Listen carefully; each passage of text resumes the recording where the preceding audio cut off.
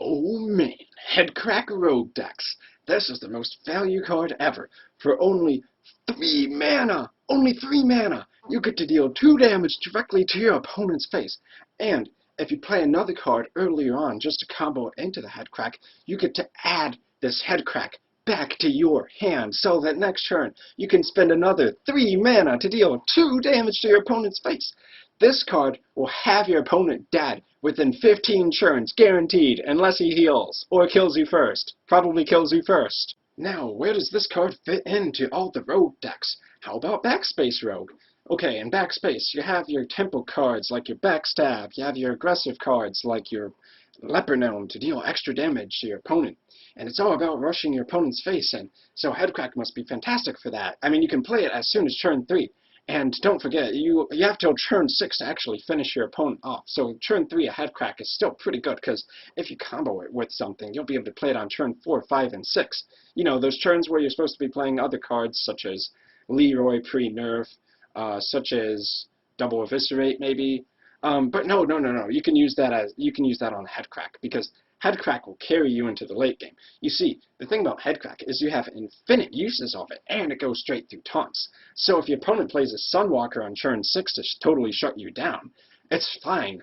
They'll be screwed anyway because you have Headcrack in your hand, and that 2 or 4 extra damage is almost guaranteed to help you win the game, rather than having another card in there like a Sap, which would actually, you know, let you push through and win that turn. Now, how about Miracle Rogue? All you have to do is wait till turn 5, then you can play Gadget Sand into Preparation, draw a card, into Headcrack, draw a card, and then on the back of that, you can get your Headcrack back to your hand. Hooray! Now your hand is full of stuff, including a Headcrack, which costs 3 mana to play again. Okay, so where do we go from here? You could either play your Headcrack next turn to deal 2 damage to your opponent's face, or, I don't know, Deadly Poison, maybe a Blade Flurry, kill all your opponent's board. You could use Headcrack to kill your opponent's minions. Oh wait, no you can't, because it only affects face. Oh, but sure, in Miracle, you have so many cards that boost your spell damage. You can use that Blood Mage Thalnos to give you Headcrack not 2 damage to your opponent's face, but 3 damage to your opponent's face. And these extra cards you're getting by comboing into the Headcrack are just so useful as Miracle, because you didn't just draw 5 cards by having that Gadget Sand Auctioneer on the field.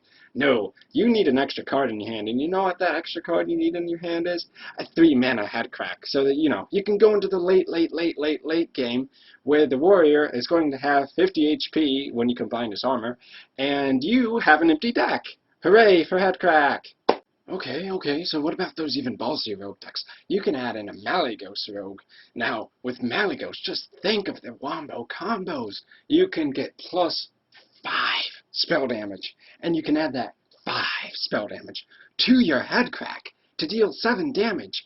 All you need is an extra 3 mana.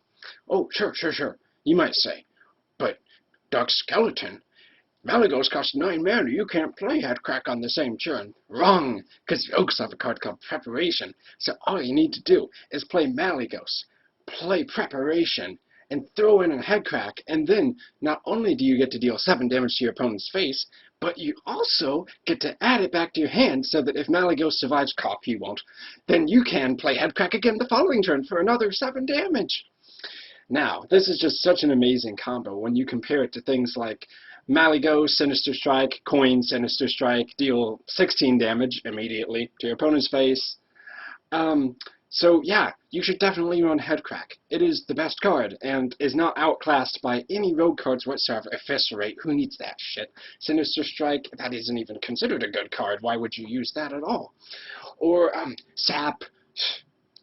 Who cares about your opponent's minions? It's not like this game has anything to do with board control whatsoever. So go ahead, add Headcrack into your deck.